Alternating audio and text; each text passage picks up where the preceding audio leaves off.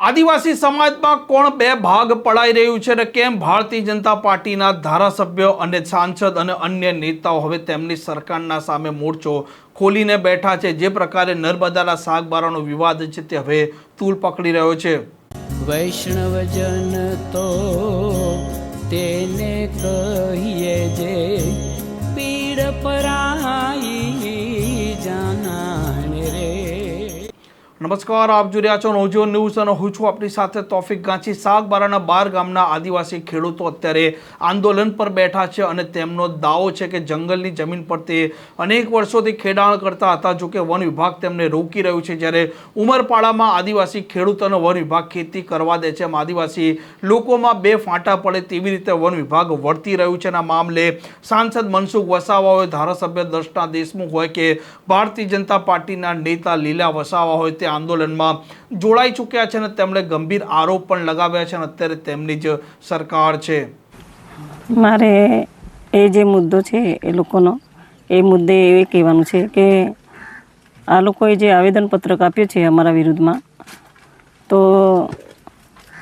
ચંદનબેન જે છે આપણા ખોટારામપુરાના સરપંચ, એણે એવી રીતે નિવેદન આપે છે કે આ જે અમારી જમીન છે એ જમીન સાગબારાવાળાએ જે કબજો કરવાની કોશિશ કરી છે અને માંગણી કરીને બેઠા છે, તો અમે એ જમીન 1 ફૂટ પણ અમે આપવાના નથી।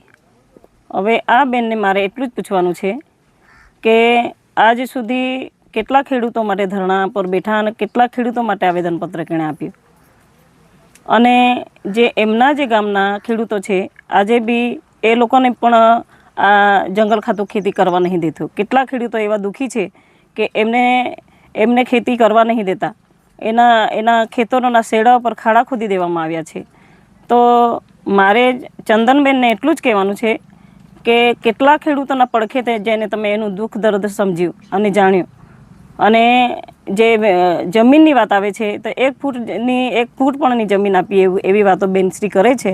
મારે બેનને વિનંતી છે, એ જમીન ખુદ આપણા બાપની બી નથી, સરકારની બાપની છે અને સરકાર આપણને આપણા બધાની છે। તો સરકાર જે બી આપણને હક હિસ્સો આપશે, હા, તે સરકાર આપશે અને એ જ અમારા માટે શિરોમાન્ય છે।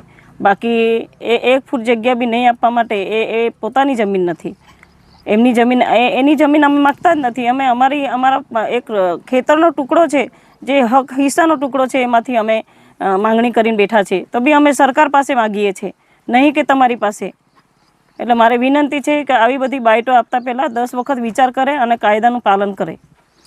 ખાસ કરીને એમાં જે આગેવાન છે, આગેવાને કહ્યું હતું કે અમે પણ ધરણા પર બેસીશું, અમારી જંગલ જમીન છે અને 25,000 જેટલા ખેડૂતો લઈને અમે બેસીશું। તો એ મુદ્દે આપ શું કહેશો? એ જે ખેડૂત 25,000 ખેડૂતોની વાતો કરે છે, અને મારે એટલું કહેવાનું છે કે એક દિવસ 25 ખેડૂતો લઈને ધરણા પર બેસી જોઈએ અને ઉપવાસો કરી જોઈએ અને કાયદાને વાંચે અને ધ્યાનમાં લઈને વાત કરે।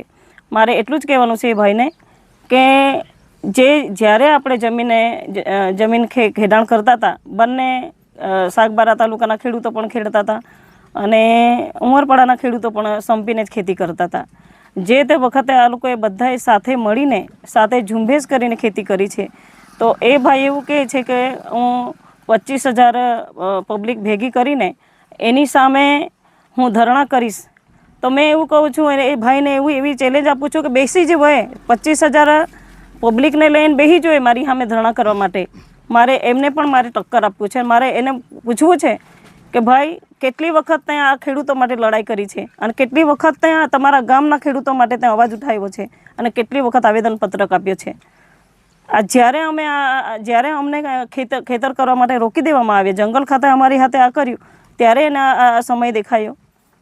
એટલે મારે એટલી જ વિનંતી છે કે ભાઈ આ બધા ચેલેન્જો આપવાનું બંધ કરે અને એ પોતે જાતિભાઈ છે અમારા, અમને એવા જે એ લોકો બાઇટ આપે છે કે જે બોલે છે મીડિયાના માધ્યમથી એવા મેસેજ મોકલાવે છે કે ભાઈ જે દુઃખી લોકોની હાથે અમે ચેલેન્જ આપે છે કે જે ખેડૂતોનો પાસે ખેતી છીનવાઈ ગઈ છે, તમે દુઃખી ક્યાં છો? તમારી પાસે તો જંગલ ખાતાએ પણ ખેતી છીનવી નથી અને સરકારે પણ તમને સપોર્ટ કર્યો છે, તો પછી અમને ચેલેન્જ આપીને શું વિચારણા કરો છો? તમે શું સાબિત કરવા માગો છો?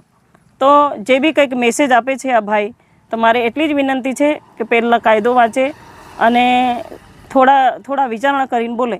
મારે એટલું જ કહેવાનું છે. હાલ આજે ધરણાનો 8મો દિવસ છે અને 8મા દિવસ સુધી તમારા સમર્થનમાં અનેક પાર્ટી, ભાજપ, કોંગ્રેસ હોય કે આમ આદમી પાર્ટી હોય કે અન્ય પાર્ટી હોય, તમામ આગેવાનો તમારા સમર્થનમાં આવ્યા છે.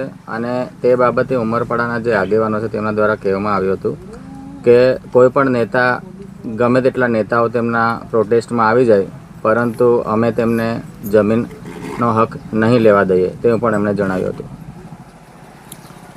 એ જો ખેતરનો જે હક અધિકાર નહીં લેવા દઈએ ને અમે જમીન નહીં આપીએ, એ લોકોએ નહીં નક્કી કરવાનું, એ સરકારે નક્કી કરવાનું છે. અને જે બી અમારા સમર્થનમાં આવે છે, જે બી આગેવાનો આવે છે, દૂર દૂરથી કોંગ્રેસના આગેવાનો આવે છે કે પછી આમ આદમી પાર્ટીના આગેવાનો આવે છે અને અન્ય જેટલા બી પક્ષના ખેડૂતો અમને સમર્થન આપવા આવે છે, એ બધા ખેડૂતના આગેવાન બનીને આવે છે. એ લોકોને ખબર છે કે બેન જ્યારે ધરણા પર બેઠી છે, લીલાબેન, તો એનું પદ બાજુ પર મૂકીને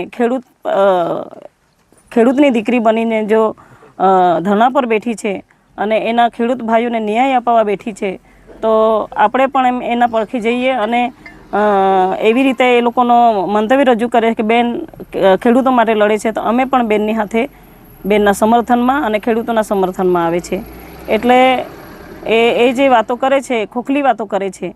મારે જે બી આ નિવેદન આપે છે એ ભાઈને એટલું જ કહેવાનું છે કે આ જે જન આંદોલનની વાતો કરે છે કે ભાઈ અમે આટલા 25,000ની ધરણા કરીશું અને આટલી પબ્લિકને લાવીને મૂકી દઈશું, અમને 25,000 બી નહીં જોઈતા અને અમારે કોઈ એ નહીં જોઈતો. અમને જે બી દિલથી અમારા તમામ આગેવાનોને જો અમને સમર્થન આપે છે, તો એમને બી એવું લાગ્યું હશે કે એ સત્યના માર્ગે ચાલી રહેલા છે અને અપવાસ જો ચાલુ કર્યા છે, એ સત્યના માર્ગે ચાલી રહેલા છે અને સત્ય કોઈ દિવસ પરાજિત નથી. આ પ્રકારના સમાચાર માટે નવજીવન ન્યૂઝ ચેનલ સાથે જોડાયેલા રહો. નમસ્કાર.